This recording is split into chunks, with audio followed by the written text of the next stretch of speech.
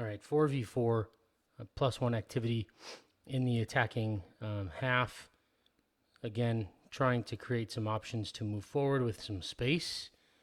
It is important in this activity, at least my opinion, to have a neutral player here. Now, high level teams, if you're really trying to challenge them, sure, you could certainly take that neutral out and see if they could manage that. It's going to be more difficult to do so. Now, so neutral player in this activity is important. A couple things we can think about though. So first off, objective to score goals by using the entire field. So we have 3 goals on each side. How can we change this? Couple things we can do. We can take the middle goal out if we're really looking to get on the flanks. Okay, fairly simple. The problem is ultimately we want to go score goals centrally, right? And the opposing team, we want to be able to play through the center to go the other way to transition. So I would certainly keep that as an option. But we do want to go here, and the ultimate goal of switching the point of attack is to spread the defense out, to get them their compact shape disorganized and unbalanced.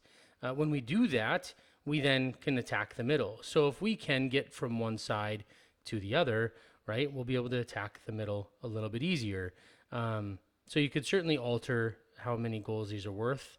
The other option, the discussion for switching the point of attack and the goals within the session is quite interesting, because some people say, let's put goals on the flanks because that will force us to get wide.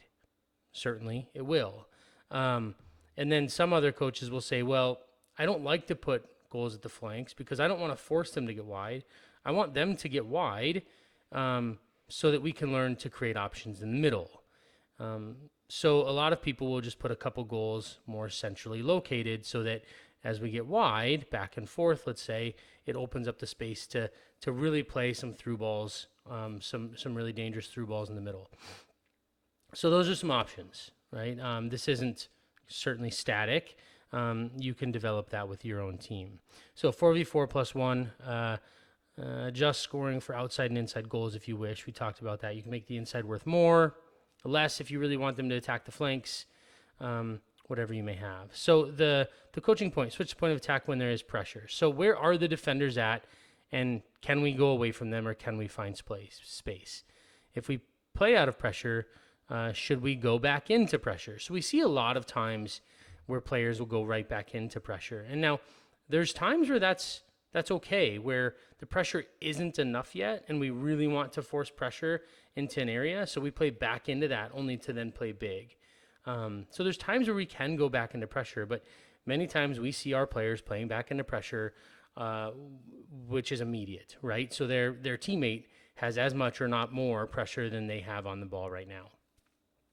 And the main reason for that is that if we play, let's say we play this ball in, we're generally not open to the field. So we're either taking this touch with our left foot or we're taking it with our right, but it's going back into this space. So that's certainly a coaching point, especially at 9v9 and 10v10. If we want to get into this space, where should you, if this player has the ball, pass the ball, and where should this player receive it? How should they receive it? And as that ball is coming, where is this player going and when is that occurring? So those are some additional coaching points we'll get into in a second here. All right, so down to the activity a little bit. So like I was talking about, couple things we really want to make sure we get with our 7v7 or 9v9 teams, even our 11v11 teams, especially our lower development 11v11 teams, is how are we receiving the ball? Where are we passing the ball to? And when that ball is passed, where's everybody else going?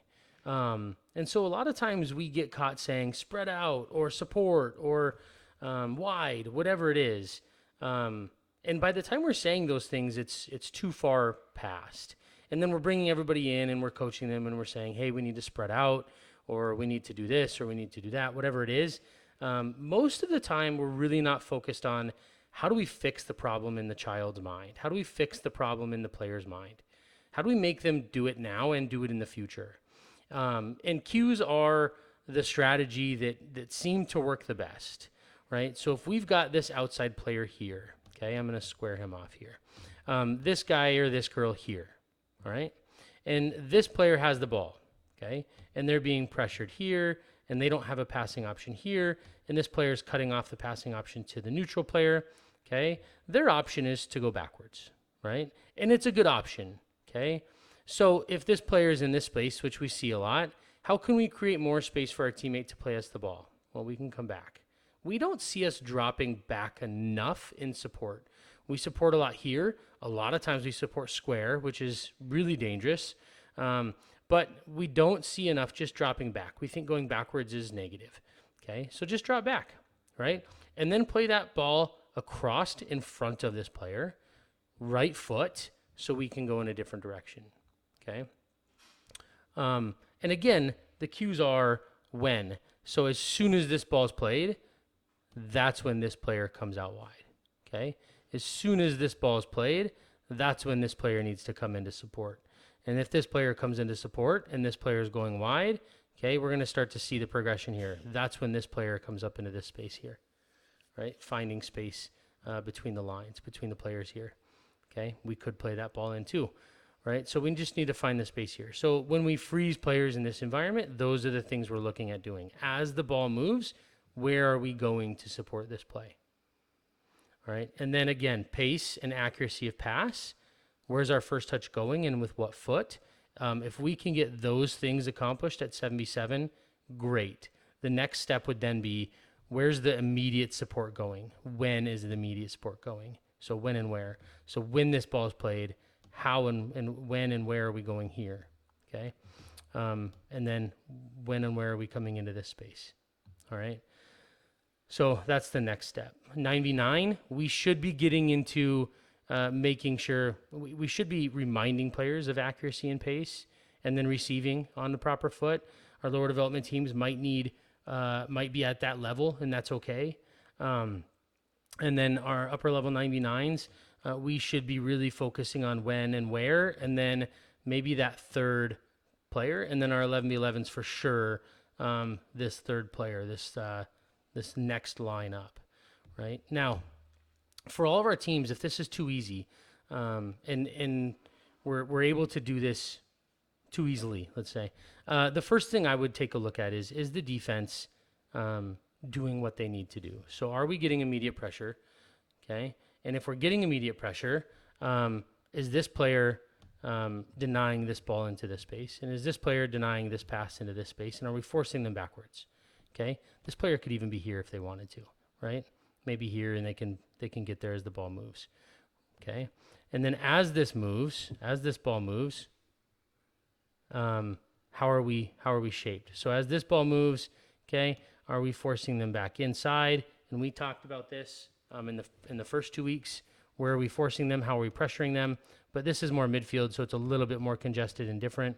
But realistically, if we are here and this ball gets played, as soon as this ball gets played, we should be pressuring to force them back where it came from, because that's where we have numbers, right?